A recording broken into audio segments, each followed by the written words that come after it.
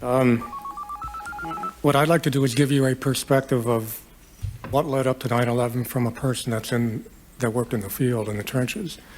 And, but first, before I get into that, I'd like to just say that I will always be held in shock and awe when I hear people that work in this field say that 9/11 was a totally unpredictable situation. And I say that for three reasons. One, as was briefly discussed earlier today, the aviation field has always been the favorite target of terrorism going back to the 1960s for a number of reasons, which I won't get into. The second is the intelligence information was so great that something was going to happen. And I acknowledge the fact that we didn't know when or where, but something was going to happen, something in the near future. And Commissioner Romer went into that in a little more detail earlier today.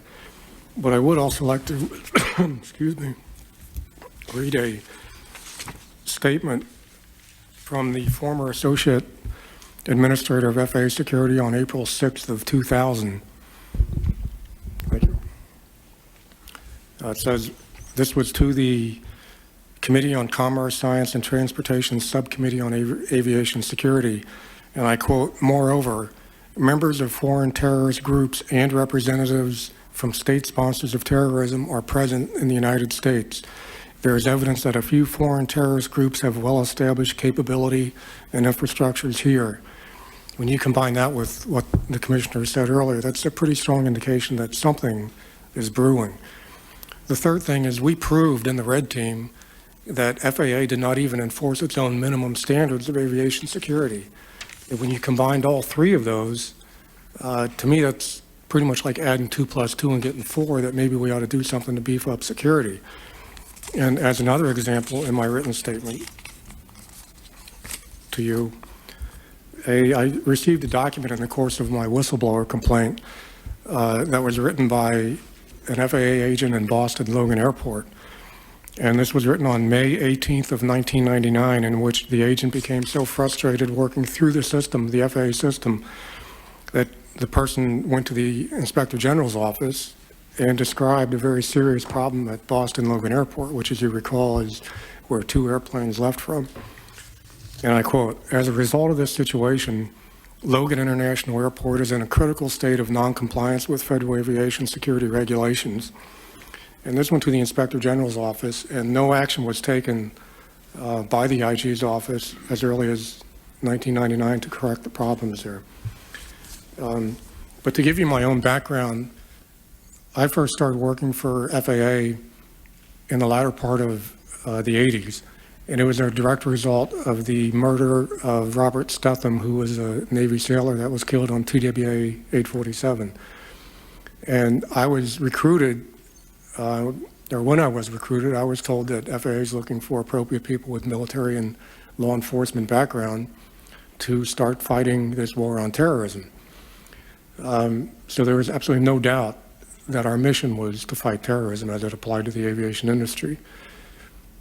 A little time went by, and then we had Pan Am 103, and in the presidential commission that investigated that afterwards, they interviewed an FAA field agent who did some work in Frankfurt, which of course is where the bomb was placed on the plane. And this was an inspection the person did several months prior to the bombing. And the agent said, if I recall right, that the only thing that's holding security together at this airport are the tenuous threads of luck. And nothing substantially has changed in FAA's attitude about security since before the Pan Am 103 bombing. One of the high points, however, that occurred as a result of Pan Am 103 was the appointment of General Orlo Steele, a retired Marine Corps general who was appointed, I believe, in 1990 to take over security. And he did try to change the culture and was in fact changing the culture in FAA security, but he had only a very limited tour of duty, 2 or 3 years. And he was in a position he was forced to resign at that point. And I recall being at headquarters at the time. I was actually a team leader in the Federal Air Marshal branch when he resigned. And the very next day that he resigned, FAA rescinded a lot of his orders and directions as far as how we conduct business. And I knew it from that point we were going back to business as usual. I then quit the Air Marshal branch because it was outright dangerous, some of the things they were proposing that we do as far as changing our rules of engagement and training and whatnot. And in 1995, I became a team leader in the Red Team. And it took me about 2 years, between 1 and 2 years, to realize that there's a very serious problem in how FAA conducts its business. And the reason it took me that long is we would test virtually every aspect of security, from the screening checkpoints to access control, caps. We didn't have caps at that point, but it was profiling. Later we did test caps, screening of checked baggage, and some other areas, cargo security. And we found major loopholes in every area of security that FAA was involved in.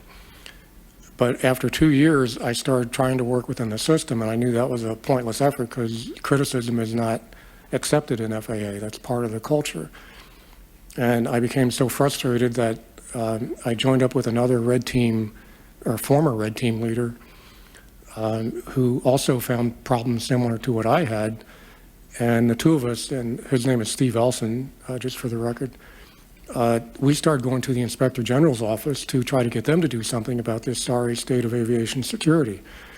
And they did nothing. And I talked to a senior official in the IG's office, and he actually explained to me that when Mary Schiavo was the Inspector General of the IG, she had a very aggressive stance against FAA, and it caused a lot of political problems.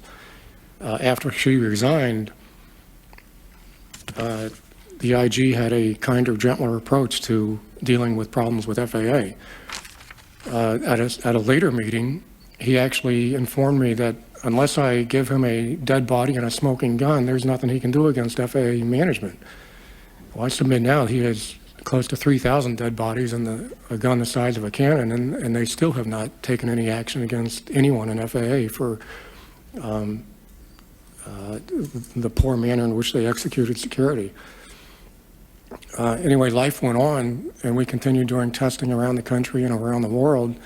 And I've probably been around 30 or so countries around the world looking at their security systems and how our aviation industry was impacted by that.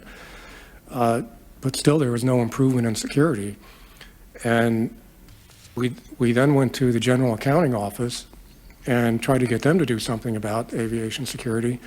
And I was not aware of it at the time. I learned of it since then. But the GAO has their own long history of reports going back 20 years documenting how poor aviation security is.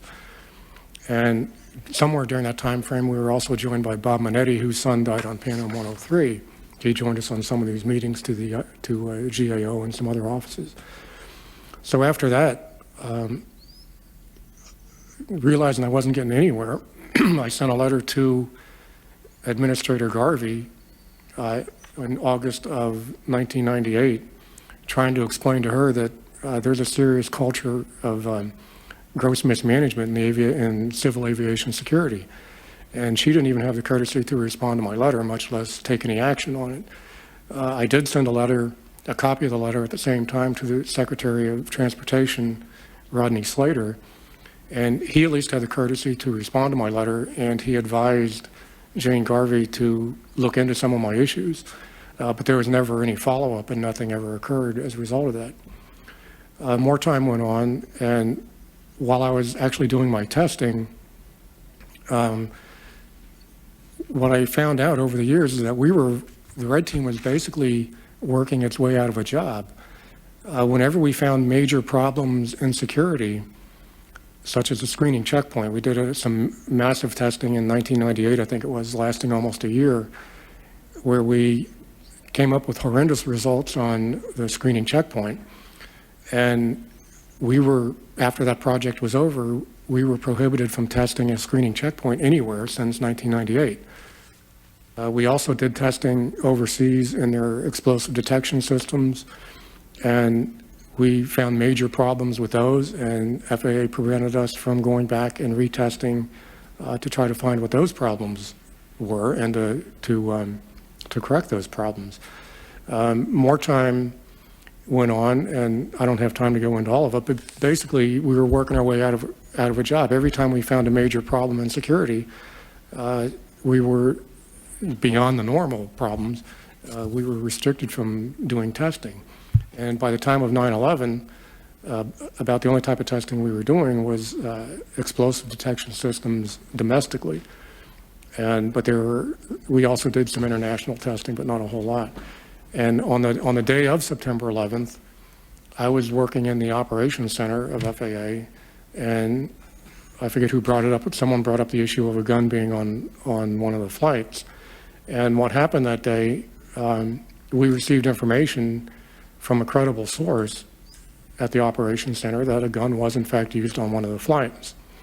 And around 4 o'clock that afternoon, Ms. Garvey asked for an executive summary for everything we knew up to that point in time.